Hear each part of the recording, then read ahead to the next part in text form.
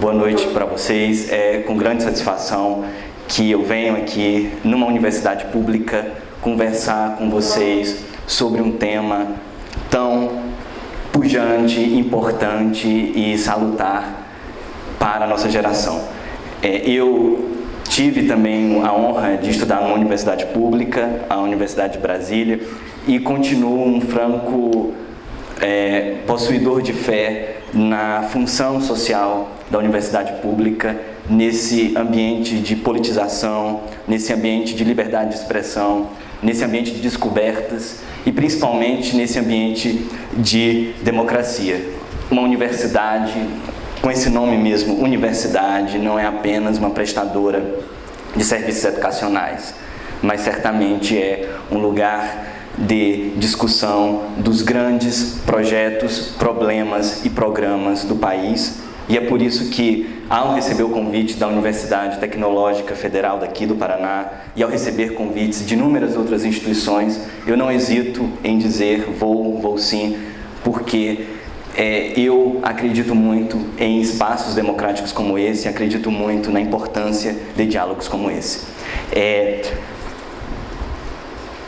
Todos vocês terão aqui da universidade a possibilidade de serem extremamente bem-sucedidos nas suas carreiras profissionais, individuais, mas eu só peço uma coisa a vocês quando saírem daqui: não esqueçam da universidade e principalmente não esqueçam de devolver à sociedade o investimento que está sendo feito aqui em vocês hoje, não apenas como profissional, não apenas como engenheiro, matemático, professor, mas como cidadão e certamente pessoas que participam do processo político.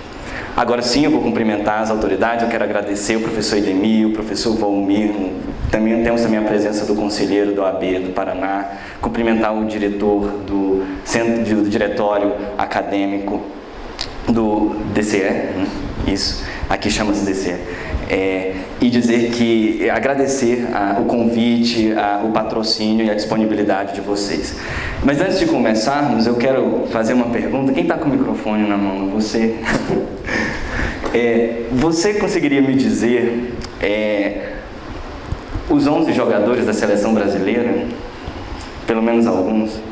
Não. Mas você consegue me dizer pelo menos alguns ministros do Supremo? Alguns ministros? Alguém pode me ajudar?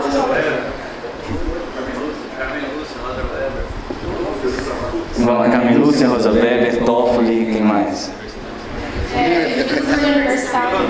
Lewandowski.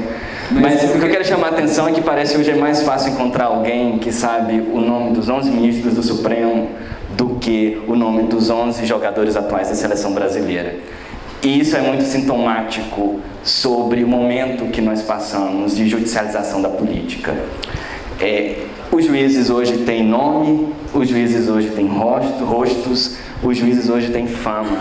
Decidem as questões mais importantes e mais nucleares da política, da economia, da sociedade, alguns avanços ou retrocessos morais. E isso é um reflexo do que nós somos hoje. Uma sociedade com um sistema político extremamente desacreditado, um sistema político fragmentado. Nós temos hoje 35 partidos políticos no Brasil, 25 deles com representação no Congresso Nacional. Nós conseguimos observar um grande descolamento entre as ideologias partidárias formalmente registradas e a atuação individual dos membros de cada partido. Nós conseguimos observar um executivo com dificuldades de executar políticas públicas, um legislativo com dificuldade de legislar e trazer avanços na legislação, e ao mesmo tempo o judiciário se tornando desaguadouro dos conflitos sociais e políticos. Eu não tenho orgulho disso. Não acho que esse é o caminho natural do processo democrático, do processo político, mas nós vamos discutir aqui alguns desses aspectos.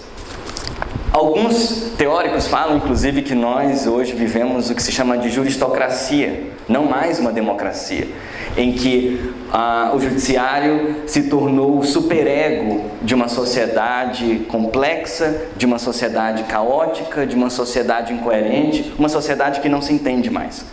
Nós somos a sociedade da crise. Nós estamos constantemente em crise.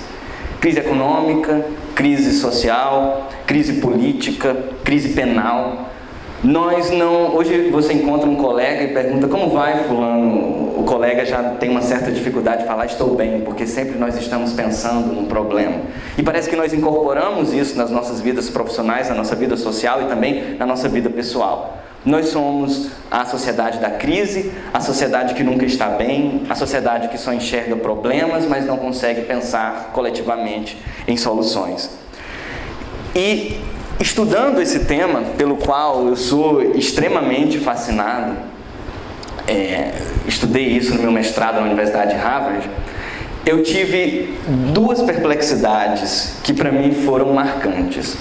A primeira delas é que a judicialização da política é um fenômeno extremamente global. Não é apenas uma jabuticaba brasileira.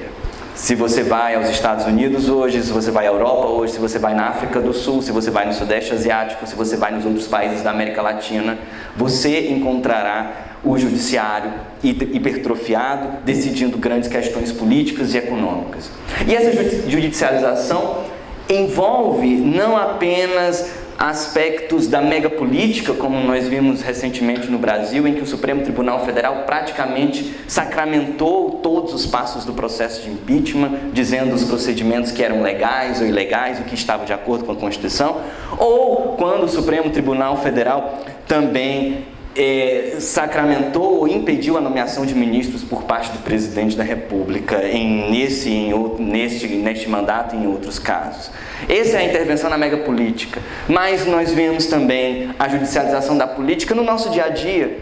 Nós temos hoje a judicialização da saúde, em que os executivos federal, municipais e estaduais já gastam ao todo 7 bilhões de reais por ano no cumprimento de decisões judiciais relativas à tutela de saúde. Aqueles casos simples de fornecimento de medicamentos, de internação em UTIs, aquele velho caso que um vizinho seu teve, que precisou de um atendimento médico hospitalar, precisou fazer um exame, mas a rede pública não conseguiu atender, então você vai e leva ao judiciário aquela ação, porque quer que o Estado forneça para você aquilo que a Constituição garante como seu direito.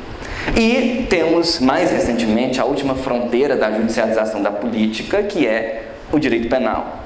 Hoje nós vivemos numa situação, num sistema político de A a Z, de todas as matizes ideológicas, tão sistemicamente corrompido, que a sensação que se tem é que para se entrar hoje para se galgar certos cargos na política, independentemente da sua ideologia ou do partido, você precisa jogar certas regras do jogo que são sujas.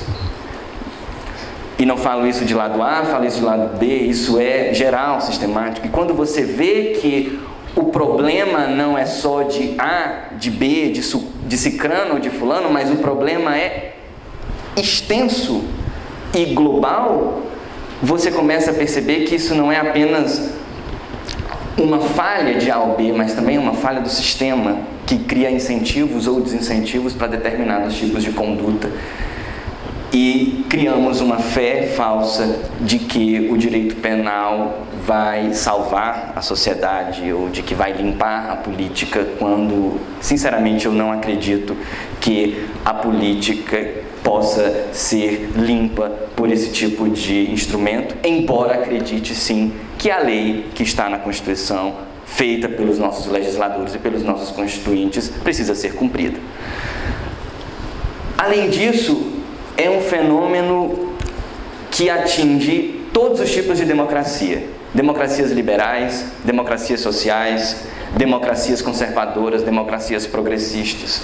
Na África do Sul, a Corte Constitucional, na década de 90, garantiu a todos os portadores do vírus HIV um tratamento digno para aqueles que estavam já em estágio avançado, já com manifestações do vírus, já estavam manifestando a AIDS.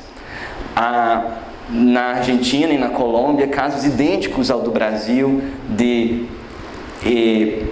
intervenções na megapolítica podem ser encontrados. Nos Estados Unidos, nas formações mais progressistas ou mais conservadoras da Corte Constitucional, nós vemos lá intervenções graves do judiciário no poder político, e casos curiosos como dos países pós-socialistas da Europa Oriental, em que diversos dos conflitos naquela transição do comunismo, do socialismo, para o capitalismo, diversos desses conflitos foram parar nas cortes constitucionais. Porque vocês, não sei se conseguem imaginar o tormento na cabeça de um cidadão que vive num país em que não há propriedade privada e no dia seguinte a propriedade privada passa a existir porque o regime socialista caiu. Então vocês conseguem dimensionar o drama na cabeça de uma pessoa que vive sob um conjunto estruturado de direitos num dia e no outro dia ela acorda de manhã e o sistema político ruiu. Não entrou em crise como no Brasil, o sistema político ruiu, todos os direitos ruíram e todo o sistema econômico mudou para melhor ou para pior, a depender do ponto de vista de vocês, mas isso gera uma série de conflitos que sim, foram parar no judiciário. Isso que é muito curioso no Brasil é que todos nós reclamamos da judicialização, mas nós às vezes também aplaudimos da judicialização. Se nós observarmos todos os grandes avanços, os morais ou sociais do Brasil, os principais pelo menos, dos últimos anos, tiveram assento na Suprema Corte, nossa Suprema Corte. A pesquisa em células-tronco, o casamento, o reconhecimento de uma união estável entre pessoas do mesmo sexo, a política de cotas, outros casos de proteção de minorias, como se pode perceber, todos esses avanços não aconteceram no Poder Legislativo, que é o locus natural de discussão entre os representantes democraticamente eleitos de um povo, mas aconteceram por decisão de 11 juízes que nunca foram eleitos, que não têm nenhum tipo de legitimidade democrática no âmbito popular, mas que estão ali obedecendo à Constituição e em determinadas composições progressistas adotam determinadas posições. Todos se beneficiam da judicialização, esquerda ou direita. Os mesmos que reclamavam da Lava Jato na época do impeachment eram os mesmos que iam ao Supremo tentar barrar alguns procedimentos do processo de impeachment no ano passado, e os mesmos que louvavam a Lava Jato eram os mesmos que iam tentar legitimar ou sacramentar alguns atos do processo de impeachment no Poder Legislativo. A judicialização beneficia todas as esferas, todas as matizes. Todos reclamam, todos se beneficiam a depender de suas próprias conveniências. Mas o que é mesmo essa judicialização? Venho falando aqui sobre ela, mas ainda não conceituei. Mas na minha pesquisa, a judicialização é a transferência consciente por parte de atores sociais e políticos de determinadas controvérsias, de determinados conflitos, do espaço político, do espaço democrático para o Poder Judiciário. Então, o que nós vemos hoje é uma transferência voluntária por parte das pessoas que participam do processo político de determinados conflitos. Mas isso não é apenas uma transferência de conflito, é também uma transferência de poder. Porque todas as vezes em que eu canso do processo político, dos riscos e da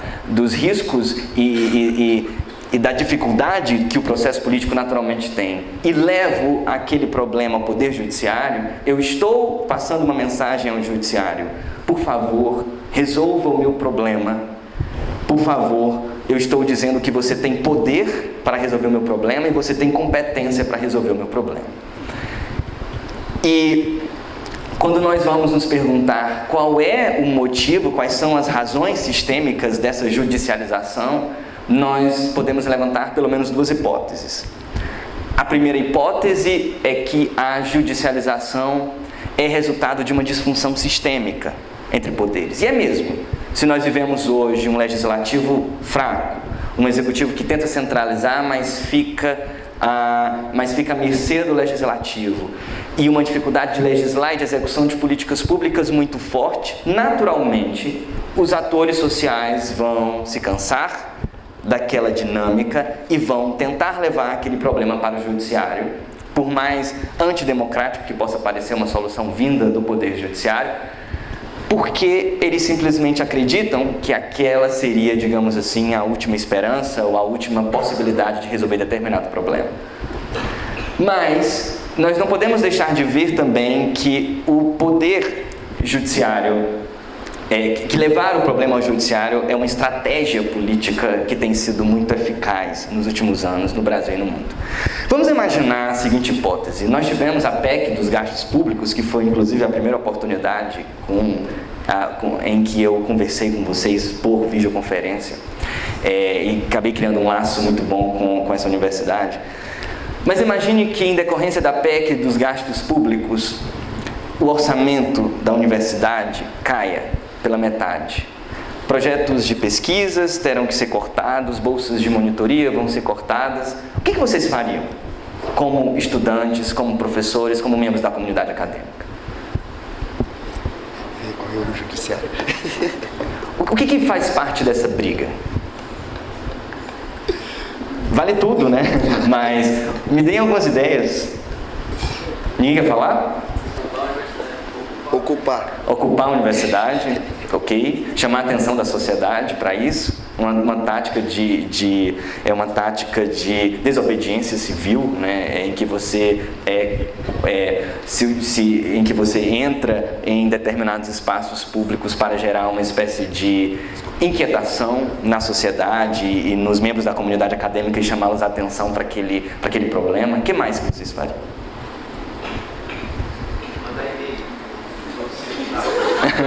Mandar e-mail para os deputados, pedir para resolver o problema, ótimo. Ou seja, fazer gestões com os atores políticos para tentar. Então, o professor Idemir, professor Volmir, com certeza iriam marcar reuniões com a bancada do Paraná, iriam à reitoria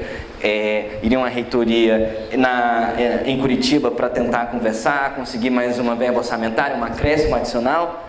Mas vocês concordam que esse processo de convencimento, esse processo de luta é arriscado, custoso do ponto de vista psicológico, físico, e pode, no fim das contas, não dar em nada. Às vezes é melhor nós transferirmos a responsabilidade pelo êxito ou pelo fracasso daquela questão, daquela luta, ou pelo menos a impopularidade de um eventual não dar certo, para um outro órgão. E é por isso que a judicialização da política se tornou numa estratégia muito eficaz de minorar riscos e de atalhos também para se obter a concretização de direitos. Tem um caso interessantíssimo que aconteceu em Brasília nos últimos anos, que os movimentos sociais LGBT estavam tentando uma audiência com o ministro da Saúde, porque eles estavam num movimento fortíssimo para que as pessoas que desejassem mudar de sexo tivessem a sua cirurgia custeada pelo SUS. E o ministro da Saúde, à época, fugindo dos movimentos sociais, porque embora até fosse favorável pessoalmente aquele pleito, estava meio receoso da repercussão social de uma decisão daquela, e além disso estava preocupado com os custos, pensando assim, o SUS às vezes não consegue garantir uma insulina para o diabético, será que isso já não seria um plus? Isso depende do ponto de vista de cada um, mas esse era o pensamento dele. E os movimentos sociais estavam tentando, de todas as formas, conseguir conseguir essa audiência com o ministro da Saúde, não conseguiam. Resultado, eles resolveram judicializar a questão. Conseguiram, por meio do Ministério Público Federal, que ajuizassem uma ação civil pública na Justiça Federal do Distrito Federal, e o pedido era obrigar o governo federal, a partir de agora, a fornecer cirurgia de mudança de sexo para todas aquelas pessoas que não tivessem condição de arcar. 2 dias depois, o ministro da Saúde liga para os movimentos sociais e fala: eu vou receber vocês. E aí, recebeu e iniciaram as gestões para a implantação dessa política. Recentemente, pesquisas empíricas, dando um outro exemplo para vocês, pesquisas empíricas comprovaram que indústrias farmacêuticas estão se utilizando de ações judiciais para introduzir medicamentos novos no mercado. Como é o modus operandi das indústrias farmacêuticas? Nós começamos a perceber que existiam várias ações judiciais pedindo medicamentos para pessoas doentes, mas eram pessoas muito pobres que eram patrocinadas por escritórios caríssimos de São Paulo.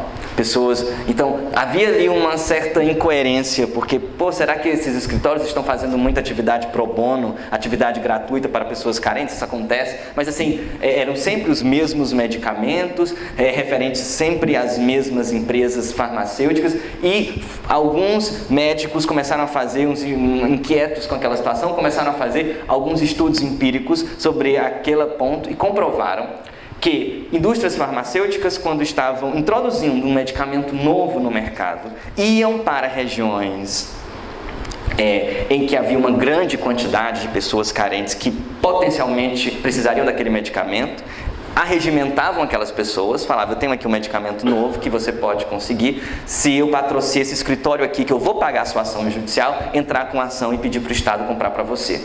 E a partir disso, decisões judiciais determinavam que o governo federal comprasse determinados medicamentos. Medicamentos, quando estão sendo introduzidos no mercado, são caríssimos, né? Então, o governo federal comprava esses medicamentos, e as ações judiciais chegavam a um volume tal que em 6, 12 meses depois, o Ministério da Saúde decidia incluir aqueles medicamentos na lista do SUS de forma gratuita para todos. Ou seja, uma tática assim, um pouco bem estratégica para introduzir medicamentos novos no mercado. E é por isso que, além de ser um fenômeno não apenas de disfunção sistêmica, resultado desse contexto político conturbado que nós vivemos, a judicialização da política é sim uma estratégia que tem sido usada por diversos atores sociais para minorar custos, para reduzir riscos e, acima de tudo, para transferir muitas vezes a responsabilidade de eventual derrota no processo político. Por outro lado,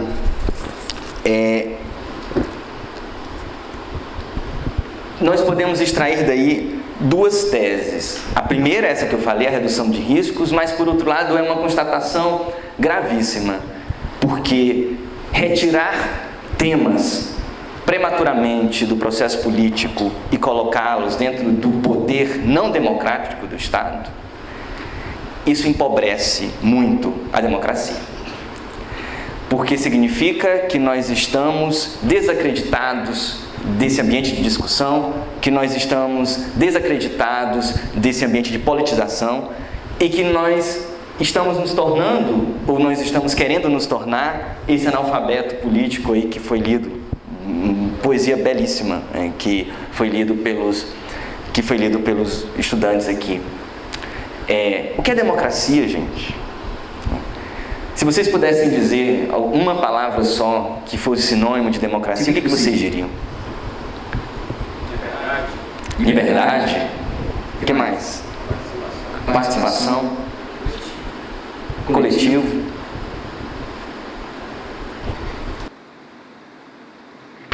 O que mais? Discussão para a razão. Ou para a não razão também. O que mais? Vocês estão calados? Oi? Empoderamento, perfeito. Mais alguém? Pessoal, quando nós... democracia, como o colega falou, não pode ser apenas não pode ser apenas a ditadura da maioria, é também o respeito à opinião das minorias, por meio de canais de diálogos e de instrumentos de participação que nós temos a responsabilidade e a obrigação de criar.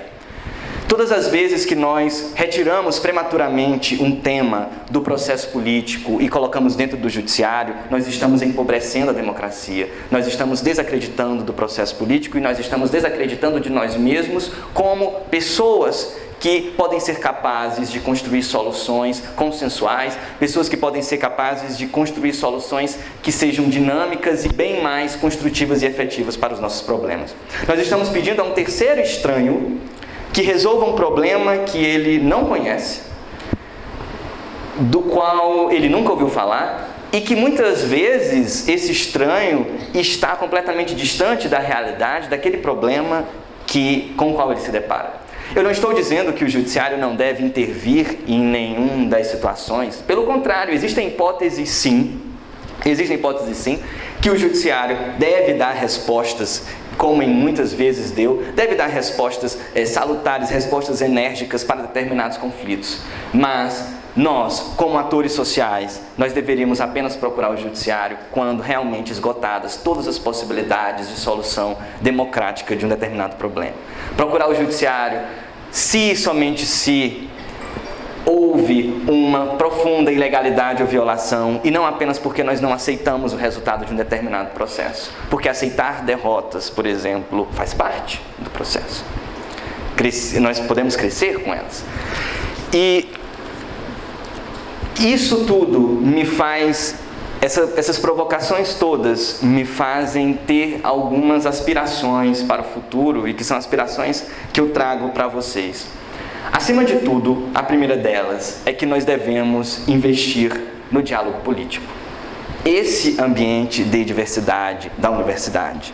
Nós estamos aqui para resolver problemas, não geralmente para competir.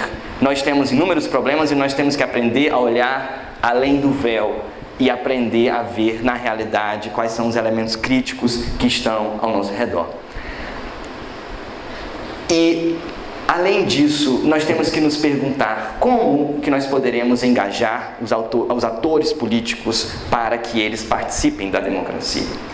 Aqui nós estamos numa universidade pública e, como qualquer universidade pública, tem inúmeros problemas estruturais, inúmeros problemas sistêmicos, inúmeros problemas comunitários. E nós temos que nos questionar até que ponto nós estamos engajando todos os estudantes para que eles estejam aptos ou ávidos a discutir e a resolver os problemas.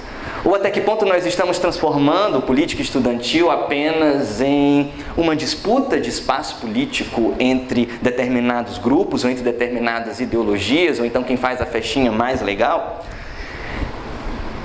E nós não estamos pensando profundamente na solução dos nossos conflitos, como elementos de uma comunidade.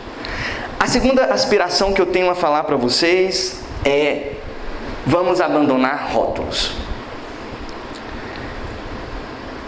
A coisa que mais me irrita é a pessoa dizer: eu não vou discutir com você porque você é direita ou esquerda, ou porque você parte do pressuposto tal e a premissa tal, ou porque o seu marco teórico, isso é muito comum dentro da universidade, o seu marco teórico é A ou B e o meu marco teórico é C ou D, e nós vamos ficar com briguinha de marco teórico.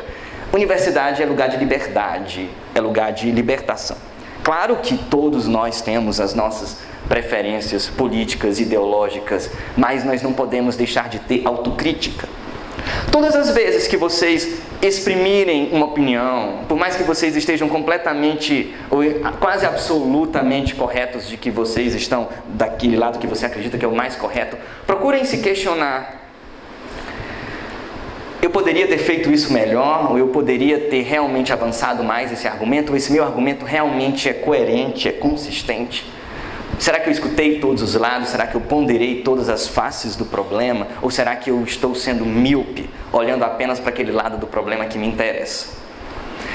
Hoje, na política do Brasil, nós precisamos nos reinventar, porque quando você fala esquerda e direita, e precisamos fazer uma autocrítica necessária, nós vemos dois grupos altamente polarizados que, de certa forma, só estão míopes.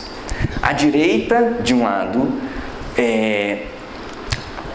numa visão apegada a um senso de desestatização muito forte, apegada a um pensamento liberal clássico de que o Estado não pode participar de nada e o mercado deve seguir os seus rumos, e, portanto, nada que o Estado pode fazer serve, e, portanto, a gente tem que abandonar todas essas intervenções e políticas públicas e ponto final. E, do outro lado, nós temos as pessoas de esquerda ainda muito obcecadas com um discurso de minorias, embora ele seja extremamente importante, mas também nós não podemos esquecer do óbvio que é a construção de políticas públicas para a geração de emprego para a classe média e a classe baixa e diminuição das desigualdades sociais, porque a desigualdade social está na base de todos os conflitos, inclusive aqueles que atingem as minorias. E aí nós temos uma dicotomia clássica entre esses dois rótulos e nós não paramos para discutir modelos sincréticos, nós não paramos para discutir o modelo novo e nós sempre olhamos para trás como se nós pudéssemos achar ali atrás todas as respostas para os problemas de hoje, como se os problemas fossem os mesmos. Eu proponho a vocês que, embora cada um tenha as suas preferências ideológicas, mas procurem pensar o novo. Essa é a minha terceira aspiração. Nós estamos nessa geração, nesta universidade, não para pensar velhas soluções, mas nós estamos aqui para pensar novos institutos, novas estruturas. Nós estamos aqui para quebrar paradigmas. Nós estamos aqui para chocar mesmo. Ir lá fora e chacoalhar o mundo e dizer e colocar em prática o conhecimento que nós temos e, acima de tudo, pensar soluções novas, não necessariamente apegadas a lado A ou B, mas soluções que possam ser sincréticas de alguma forma e, principalmente, resolver problemas. Vamos estudar, fazer pesquisa de campo, estudos empíricos, procurar entender os problemas como eles realmente são e não apenas ficar na discussão filosófica e abstrata de como nós podemos melhorar o mundo. Há uma discussão muito rotulada da esquerda e da direita do pobre oprimido trabalhador e do rico empresário opressor. Mas nós, quando ficamos só nessa discussão, e é uma discussão importante, mas quando nós ficamos só nela, nós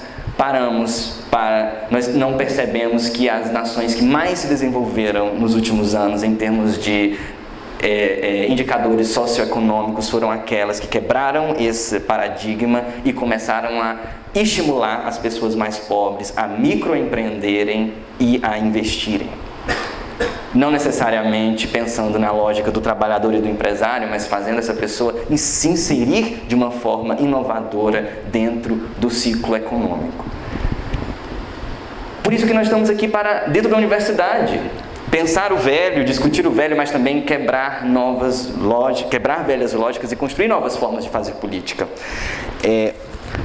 E lembrá-los de que o liberalismo clássico e o socialismo clássico são modelos que ficaram na década de 90.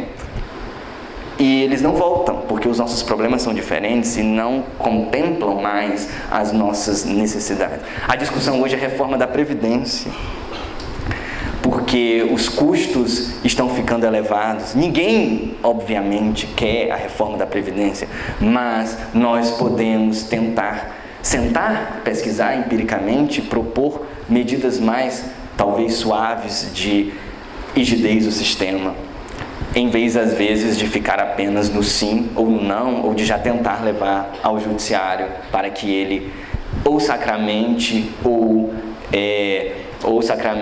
ou suspenda de uma vez por todas, porque o judiciário é completamente imprevisível esse tipo de mudança. E, além disso, uma quarta aspiração que eu trago para vocês é que os direitos não caem do céu. Os direitos estão previstos constitucionalmente, abstratamente na Constituição, saúde, educação. A Constituição é muito linda, só não promete o retorno do amor em 3 dias. Mas ela promete em seus 200 e tantos artigos um monte de coisa, mas nós não podemos esquecer como cidadãos que a concretização desses direitos passa pelo processo político. Vamos perder esse fetichismo do eu tenho direito a isso, eu tenho direito àquilo, e imaginar que as coisas vão cair do céu e que as coisas não têm custos. Direitos têm custos à sociedade e não são pagos pelo Estado, são pagos pela sociedade, mas acima de tudo, nós somos os principais responsáveis por entrar e engajar o processo político nessa concretização, no modo como ele vai ser concretizado. Se eles estão mal concretizados ou se eles estão bem concretizados, isso é da nossa responsabilidade. E se no Brasil hoje há uma série de direitos que estão completamente mal concretizados, não tenham dúvidas de que a culpa é nossa em relação a isso. Por fim, eu vou já abrir para perguntas, mas eu quero deixar uma mensagem final para vocês. É que vocês estão vivendo aqui os melhores anos da vida de vocês. São anos que não voltam, são anos de liberdade, de aprendizado, de amadurecimento, são anos de ousadia, de algumas fugas também. E não se esqueçam disso aqui, transformem isso aqui no ponto de vista mais...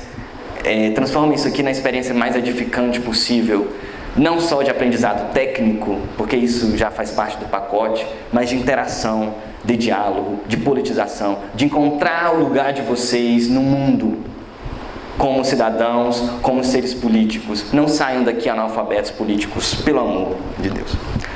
Porque nós somos a geração, nós somos o futuro hoje. Não olhemos mais para trás, achando que nós vamos encontrar todas as soluções lá, como se o passado e o futuro pudessem se reconciliar em algum ponto da linha de tempo, mas nós sabemos que isso não seria possível nem sob a lei da relatividade. Futuro é o futuro é hoje, e os problemas estão aí para nós resolvermos. Se libertem dos marcos teóricos, se libertem dos rótulos, se libertem das ideias preconcebidas, sejam extremamente autocríticos, sejam extremamente críticos em relação uns aos outros, questionem-se, se autoquestionem e, acima de tudo, participem, porque isso aqui é a essência, é o núcleo do pensamento comunitário, do pensamento de comunidade. Se vocês saírem daqui com um senso de comunidade, de participação social e de participação política fortes, eu acho que a sociedade fez um bom trabalho de ter investido em vocês nessa universidade pública. E, acima de tudo, se ao final na vida tudo mais der errado, e pode ser que dê errado, porque o que vale é o processo de aprendizado, não necessariamente o resultado. O resultado pode ser A ou B, algumas coisas vão dar errado, algumas coisas vão dar certo. Pelo menos Fernando Pessoa já se lamentou pela gente naquele poema Tabacaria. Não sou nada, nunca poderei ser nada, mas tenho em mim todos os sonhos do mundo. Muito obrigado.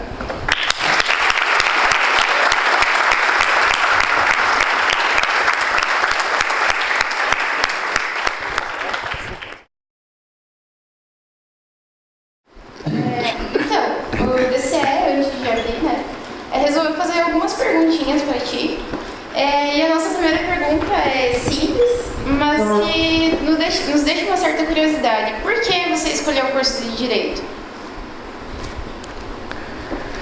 A pergunta é complexa. Eu lembro de um professor que me falava uma vez que as grandes vocações despertam muito cedo, mas são objetivamente inexplicáveis. E, bem, quando nós temos 17, 18 anos e nós somos obrigados ali a escolher qual vai ser o nosso lugar no mundo, que é uma escolha cruel para um jovem, eu pensei que um lugar onde eu melhor desenvolveria as minhas competências seria na área jurídica. Não imaginava que eu seria juiz. Antes de juiz fui defensor público também, mas imaginei essa minha paixão pelo social, talvez, pelo histórico, pela análise de estruturas e pelo político, não o político necessariamente o partidário, mas o político dessa vivência comunitária. Certamente esses aspectos foram determinantes. Ok. E você tem vontade ou curiosidade de atuar em alguma outra área que não seja jurídica? Bem, eu estou satisfeito por hoje. Mas, não sei, quem sabe no futuro, mas hoje eu estou bem satisfeito na área jurídica, sim. Também sobre a sua experiência em Harvard, como que foi, como que você chegou tão jovem até lá? Bem, eu sempre tive esse sonho de estudar nesse centro de excelência em Harvard, fiz o mestrado lá, inclusive eu recomendo e aconselho. Hoje, as universidades estrangeiras têm um amplo leque de opções para alunos do Brasil que desejem fazer alguma etapa do estudo lá. Nós tínhamos até recentemente um projeto muito forte, que era o Ciências Sem Fronteiras, mas que teve o seu orçamento reduzido, que estimulava bastante os alunos a irem para lá, mas ainda assim existem diversas fundações não lucrativas no Brasil que fundam estudantes, que dão bolsa para os estudantes irem ao exterior. Eu penso que é muito importante, às vezes, nós sairmos da casinha, irmos lá para o outro lado, aprender outros contextos, aprender algumas novidades, voltar para cá e, principalmente, espalhar esse conhecimento para aquelas pessoas que, infelizmente, não tiveram condições de ir. E, principalmente vocês que estão aqui numa faculdade de tecnologia, que estão num centro de tecnologia, isso é muito importante. Ir lá fora, Harvard, MIT, Berkeley, Stanford, tem outras faculdades na Europa também que estão ávidos para receber alunos brasileiros. E não vão lá apenas para aprender, mas vão também para levar o que nós temos de melhor, porque a gente não pode nunca ter essa visão hierarquizada de que eles são os melhores e nós somos coitadinhos. Pelo contrário, nós temos muito a ensinar também. E como foi para ti ser o juiz federal mais jovem do Brasil? Como foi essa experiência? Eu já recebi essa pergunta várias vezes, mas confesso que tenho uma dificuldade de responder.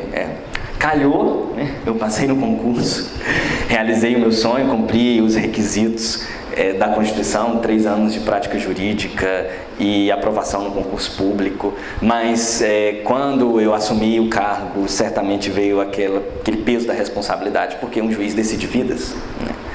Eu sempre digo às vezes que um médico decide às vezes entre a morte e a vida de um paciente, às vezes o juiz pode decidir a morte em vida, porque imaginem você colocar uma pessoa por engano numa cadeia, ou você negar um tratamento médico a quem necessita, ou você colocar uma criança numa família errada, ou decidir errado um conflito familiar, ou conflitos maiores, como, por exemplo, você sacramentar algum ato administrativo que gere um impacto enorme, negativo ou positivo para a sociedade. Então, a responsabilidade é enorme, é diária.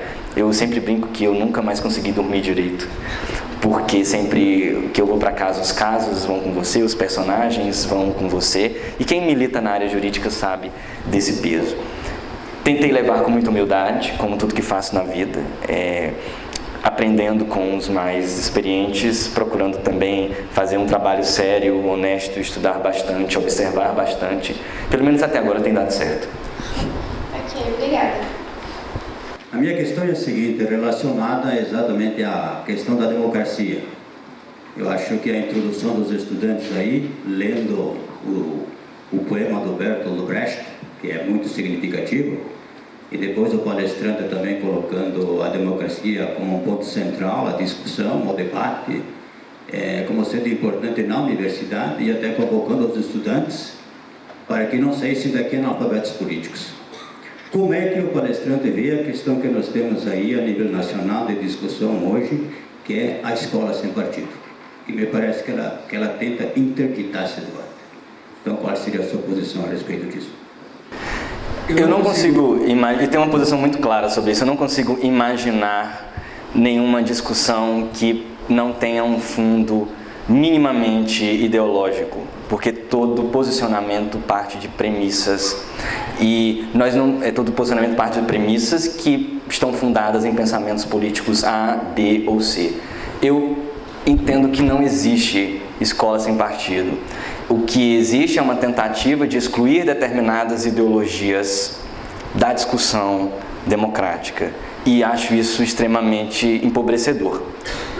Se nós quisermos ter uma escola de verdade, nós vamos discutir posicionamentos A, B, C e D, formularmos posicionamentos E e F. Nós não podemos ter medo da discussão, com quem quer que seja, sobre o que quer que seja, balizada em qualquer que sejam as premissas. Se é um posicionamento de esquerda, ou de direita, ou de centro, ou de extremo conservador, é um posicionamento que merece ser tematizado, é um posicionamento que merece ser criticamente avaliado por todas as pessoas, e cada um tem o direito de abraçar ou de acolher aquele posicionamento que melhor converge com seus valores morais. Mas eu não acredito que possa existir uma escola em que se apenas discute posicionamentos A ou B, ou um posicionamento ou que discute posicionamentos que não sejam ideológicos. Nós não podemos ter medo das ideologias. As ideologias existem, nós temos que estudá-las, nós temos que tematizá-las, nós temos que discuti-las, criticá-las também, mas apenas sabendo que não existe conclusão A ou B que não tenha um fundo ideológico, e não tenhamos medo de assumirmos o que nós somos, de assumirmos os nossos pensamentos e principalmente de estabelecermos críticas e autocríticas sobre eles. Espero que eu tenha sido bem claro. Boa noite, meu nome é Rafael. A questão que eu gostaria de colocar, na verdade, essa é a sua opinião, né? Você coloca a questão da judicialização da política, né, e o seu problema até que isso ocasiona, quando você coloca o exemplo da judicialização da saúde, né, mas aí eu também não vejo tanta alternativa para o cidadão que se vê refém, muitas vezes, principalmente em nível municipal, né, onde é o primeiro contato imediato com as políticas públicas, né, que se vê refém às vezes de gestões, de administrações ou de projetos de desenvolvimento municipal que não contemplam de fato as garantias constitucionais, né? E aí às vezes eu vejo que qual seria uma solução para isso, né? E aí já emendando, o inverso da judicialização da política, né, no sentido de quão prejudicial é o que a gente tem visto hoje da politização do judiciário, principalmente a partidarização do judiciário, que tem sido escrachada no nosso país, né? Os efeitos negativos que isso vem também, eu posso dizer, comprometendo a nossa democracia, comprometendo os direitos constitucionais também, por conta da partidarização do judiciário, né? Gostaria que você pudesse comentar a respeito. Esse ponto que você tocou, como é teu nome? Rafael, da saúde, é interessante porque as pessoas mais humildes realmente se tornam refém de um serviço público que é mal prestado e, por vezes, elas se veem completamente sem solução a não ser entrar no Poder Judiciário. Nesses casos, eu penso que o Poder Judiciário pode assumir uma função inovadora de tentar devolver o problema para o Poder Executivo, mas tentar devolver o problema de uma forma resolutiva, de uma forma a solucioná-la. Mas deixa eu te contar um caso para poder exemplificar melhor. Veja, assim, olha a situação que aconteceu em Brasília. Uma pessoa ajuizou uma ação porque precisava de um leito de UTI, estava doente, precisava de um leito de UTI, procurou em todos os hospitais públicos e não havia nenhum leito de UTI disponível. Ajuizou uma ação, o juiz deu uma decisão liminar, determinando que qualquer hospital público fornecesse um leito de UTI. Então, quando isso acontece, vai um oficial de justiça, que é um servidor do Poder Judiciário, com a ordem do juiz num papel, e vai a todos os hospitais públicos da região tentar encontrar um leito de UTI. Até que o chefe do hospital, diretor de um hospital, aborrecido com a situação, falou assim: olha, eu sei que decisão judicial tem que ser cumprida, é obrigatória, mas eu tenho aqui 10 leitos de UTI e os 10 leitos estão ocupados. Então você, por gentileza, volte ao senhor juiz e peça que ele me diga quem que eu vou ter que tirar aqui do leito para colocar o paciente. Mas eu ressalto que todos esses 10 pacientes que estão aqui estão em situação bem mais grave do que a pessoa que está na ação judicial. Então, assim, o problema da judicialização da política, ele descortina alguns aspectos bem mais graves do que a gente pensa, especialmente nos impactos em relação a terceiras pessoas que estão sendo beneficiadas ou que podem ser beneficiadas de um determinado direito. Não é apenas o Estado não fornece, você vai lá e o judiciário manda.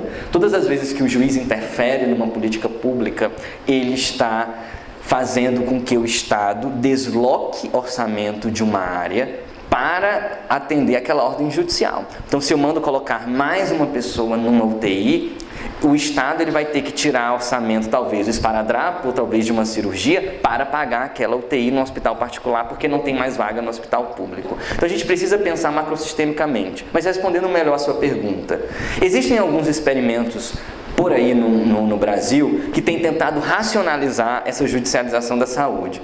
Por exemplo, o que se chama de centrais de referência, que são softwares formulados pelas secretarias de saúde, em que você coloca, em que você verifica a quantidade de leitos disponíveis e também a quantidade, a gravidade do caso de cada paciente. Então, quando o médico detecta que uma pessoa precisa de UTI, ele já inscreve o nome dela nessa lista e coloca sinal vermelho, amarelo ou verde, a depender, e o juiz tem condição de acessar aquele sistema e verificar se aquele caso realmente é grave ou não, se aquela pessoa realmente necessita de UTI.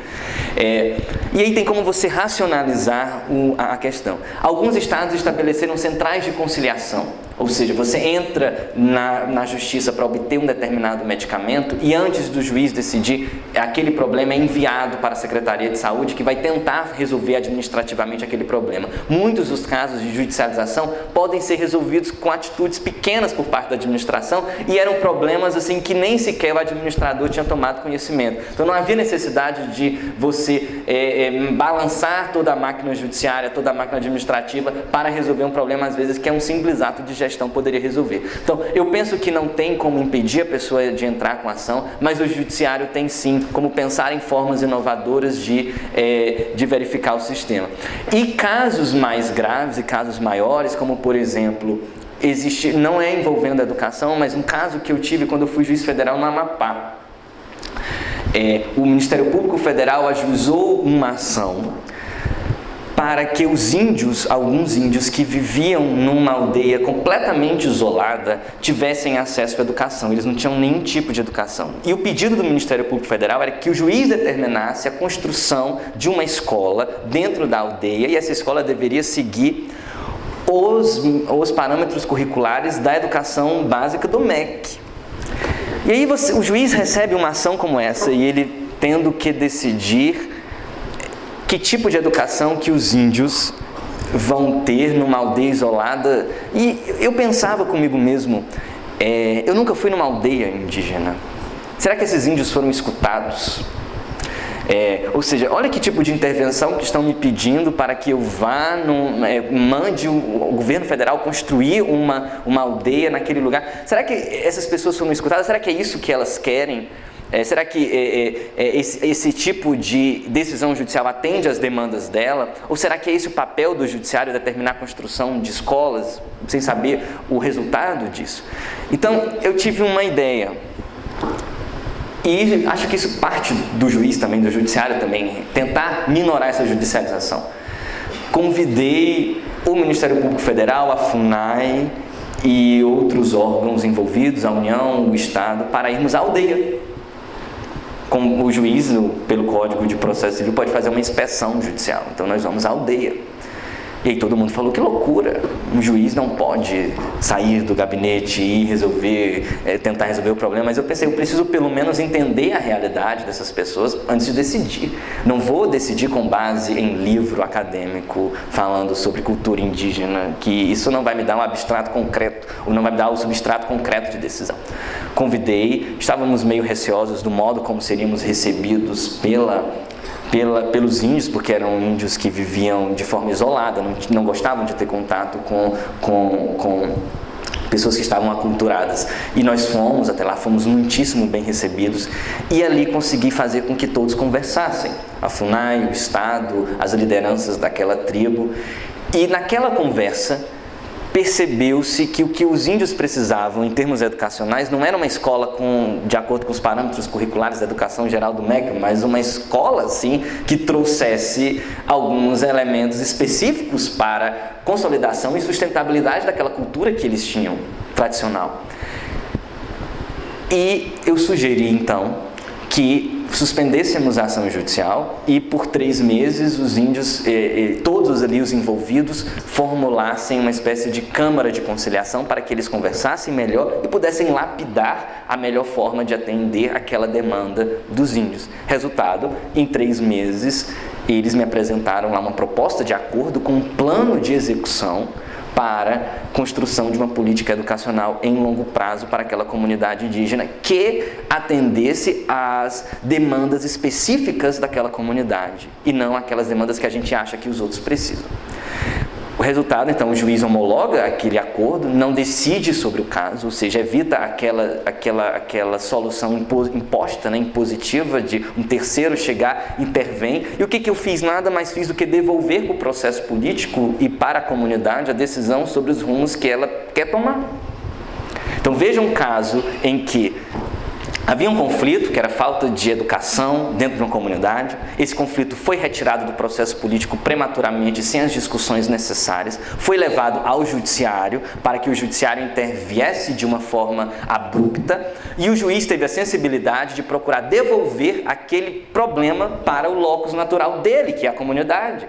Mas não devolver dizendo, eu não vou decidir e se virem, mas fazendo com que os atores políticos se engajassem.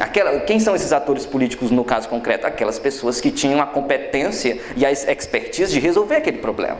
Então nós colocamos aquelas pessoas para conversar, que é o que não tinha acontecido, e soluções surgiram por meio de um diálogo e da vontade de resolver um problema, e o judiciário homologa aquele acordo e o processo é extinto. Isso é criação de novas formas de diálogo. Isso é fortalecimento da democracia, fortalecimento do processo político. E não processo político no sentido partidário necessariamente, mas processo político no sentido de vivência. Porque vivência social é política. Resolver problemas que atingem transindividualmente todos, isso é política também.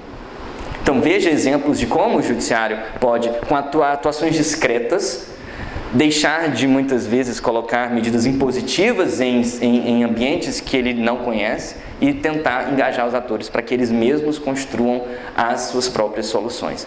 E isso lembra muito Habermas, aquele filósofo alemão, que diz que numa democracia, quando os sujeitos participam da construção, da solução de um problema, eles se sentem plenamente vinculados ao êxito daquela solução. Então, é muito diferente uma terceira pessoa propor ou impor uma solução a uma comunidade do que a própria comunidade construir a sua solução, porque eles vão se sentir muito mais contemplados e vão se sentir muito mais responsáveis pelo êxito daquela solução quando eles mesmos participaram daquele processo.